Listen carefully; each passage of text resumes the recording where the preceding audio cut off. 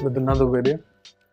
I'm actually doing this video in English specifically because there's a protest going on right now in Canada, in Brampton specifically. So we're gonna touch base on that topic itself. So right now there's a hindrance, there's a um, consequence. There's many things involved with that protest, but we're just looking at money from a standpoint of money, that my money is going to get wasted. We're looking at from that point. But I'll tell you what's the root cause of it. What's the root cause of the water boiling so much? Okay, the temperature before was like a 50 degrees. Now that was half the boiling point. Now it's above 100. It's basically steam. It's coming out in public right now. That's what you can assume. So actually, like, to be honest, if I speak about the times when I went to Canada, Canada was a very good place. 2014, 2015. Okay, I've been in Canada for like past 10 years, 11 years. The thing is, Canada was a welcoming country. People were like heartwarming people. You could feel it. You could feel it in their energies, right? Right now, because of our own community, okay, I before we go further into the video, this video is not in support of that protest. Okay, we're not supporting the protest. We're against the people on that protest because it's being led by sheeps and cowards. They are getting you involved to be slaughtered, and you do not know that. So listen to me very carefully while I dictate this in a philosophical way using Guru Nanak's philosophy. So the thing is, Guru Nanak, as you all know, right? He used to travel the world a lot. So while he traveled, he made sure that he wasn't a burden on anybody else in that town or city or villages he went to. So I'm going to tell you, we're going to correlate all of this to what's happening in Canada right now. So once upon a time, Guru Nanak went outside a village where he was camping, okay, for the night. He was resting for the night. But what happened? The news came to a fellow villager inside, who was living inside the village. He was a priest himself, and he would worry that Guru Nanak would take the villagers away, make him into disciples, and go away from this village. Okay, it's going to be a loss for that priest, because my point was Guru Nanak was setting up the camp for the night. He was resting there. 1 to 2 hours pass by. He receives a small bowl, topped up with milk. Okay, absolutely topped up right to the brim, and nothing else could be poured in that. So Guru Nanak, what he did was, the person who brought him that bowl, he told him to wait, okay, and then he just put a small flower, okay, on top of that bowl, and he sent that bowl back, the one that was topped up with milk. Just because he could not fit in more milk, he added a flower on top and sent it back. So the guy who brought it to him, he took it back to the priest who sent it. So Guru Nanak understood what the message was, okay. The priest who sent that milk bowl was telling Guru Nanak in code language that you are not welcomed here. Guru Nanak received that message through the bowl of milk, okay. The bowl of milk was fully topped up and nothing else could fit in. So the priest was telling Guru Nanak that this village is already full of people. You are not welcomed here. Please go away. But what Guru Nanak did was he sent it with the flower topped up, okay. Nothing could fit in it, but the flower fit. Why the flower fit in there? I'll tell you. Guru Nanak told the priest, now he couldn't decipher the message, what Guru Nanak sent with that bowl, okay. The priest sent that person back and asked, can you ask him why did he send me the bowl back?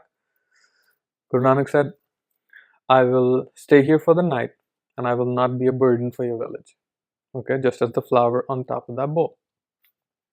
The priest was in awe, he was struck, like, and then he wanted to become a disciple himself of Guru Nanak, okay, and he says, whatever you need, However, whatever days you want to stay here, you can stay. You're welcome. And then he basically pleaded guilty of his conscience, what he meant and what he sent out. So he was welcomed when he understood the truth. Okay, Guru Nanak made sure he relayed that message that he wasn't a burden on that village. So right now, my community has gone to a different country. Okay, many countries. You can name many countries on the map. We're everywhere. Coming on to the point, when I went to Canada, it was a peaceful country. Everybody who went to Canada went there for peace. The nature is beautiful. The amenities, the communities centers where you can walk in, the public libraries, anything taken like hiking, whatever, the views, the scenery, the highways, you name it. Okay, um, it was something that came to my mind that I wanted to film this video, right? And that something is basically nasty, though it's about my own community. But I would not feel afraid to speak up about it. And once again, we're not supporting the protest. We're against the protest. Right now, these people who are protesting, okay, they're a burden on that country, which is a shame in its first place. It's a shame. About why it is a shameful act, right?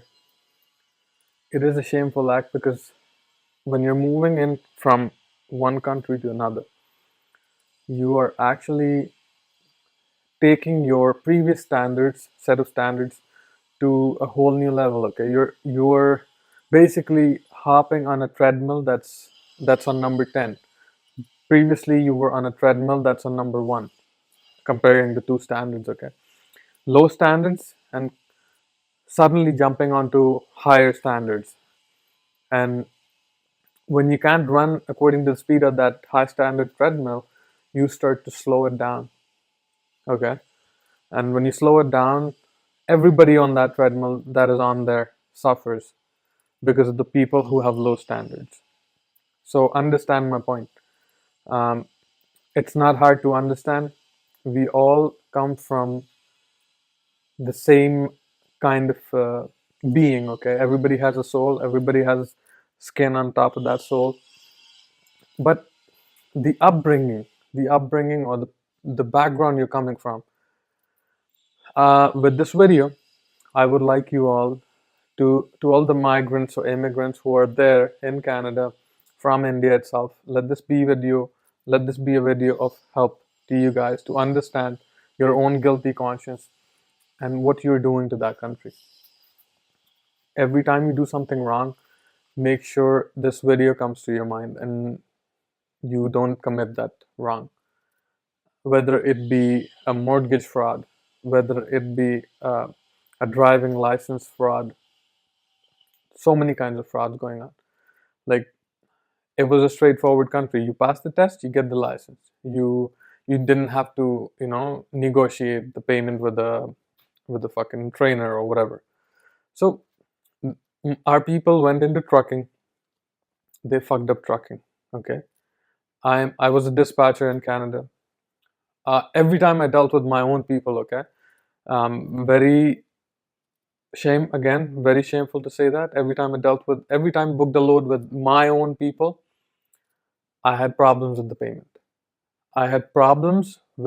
I was afraid to give my loads to my own people because I knew they would double broker it, send it out to somebody else. Okay, this is a prime example why I never worked with my own people. Throughout my 10 years, I stayed away from my own culture, just because the reason I went to Canada was to to get to know other cultures. I've worked with the Italians, I've worked with the Iranians, I've worked with the Russians, I've worked with the Ukrainians. So be it the Jewish community in Canada, be it the like good Punjabi community in Canada, be it the English, okay, the Canadians, be it even those the Indians who are up in Alberta, Winnipeg, wherever. You talk to them. They're so nice people, man. We we as Indians that moved there, we forced them to change in that way because they're frustrated. They're frustrated of our existence in that country. Just like I was explaining to you how Nanak made sure that he wasn't a burden on that village. We have no leadership to confirm that we're not going to be a burden on that country. Maybe you're getting a job, okay, based on your merit. That's okay. There's nothing to boast about it. Maybe you have a home. Nothing to boast about it. Back in the days, it was not what it is today. I used to get my coffee. I used to be excited to get my coffee, okay? And right now, to be honest, like recently, past 2-3 years, while being in Canada, I used to get my coffee. I used to be afraid that there's something done to my coffee. And we're also gonna get a lot of backlash on this video, which I'm prepped up for. I'm assuming I'm gonna get that because you see, you go to a different place with high standards, you try to improve, you try to absorb the goodness of that place, you try to absorb the high standards of that place. So anything that you could not get in this country while being in India, okay, whatever you call back home, my back home is India, so whatever you could not get hold of in this country, you try to get hold of that through limited means in another country which has high standards, okay, simply speaking. And when you can't get that, you resort to different means which are not legal, okay, and turns out into criminal activities, turns out into, you know, um, you involving yourself into a deeper cycle which it's harder to get out of. And then in the end, what you end up doing is you're living there illegally. All your documents are expired and done. You're not thinking of your future while doing that act. You're only thinking of that future right when you got shocked with the changes in these rules, right? So my point for this video is you need to understand why the main why that came into your mind when you went to Canada for studying, okay? You were not guaranteed that you're going to get a PR. You were not guaranteed that you're going to get a work permit. I myself got my permanent residency in Canada for about like 26 to 27 months late, okay? The departments are busy, post-COVID, pre-COVID, everything was like a mess, you know. People that do read up your files, they're also humans on the other side. So there's a delay, obviously. And I would blame the government of Canada, the leader of Canada, for implementing these changes that are the against the favor of your people, the Canadians. Okay, uh, you if you want to unite your country, you need to be with the people of your own country. What you did was you signed up for all of it. You let it happen to get a vote bank for yourself while during your tenure, you got it through for your vote bank, simply speaking. And then which was opposed by your own people, and you did not care to understand. You did not prioritize your own people, and you're gonna get the outcome of that soon. You're gonna get it.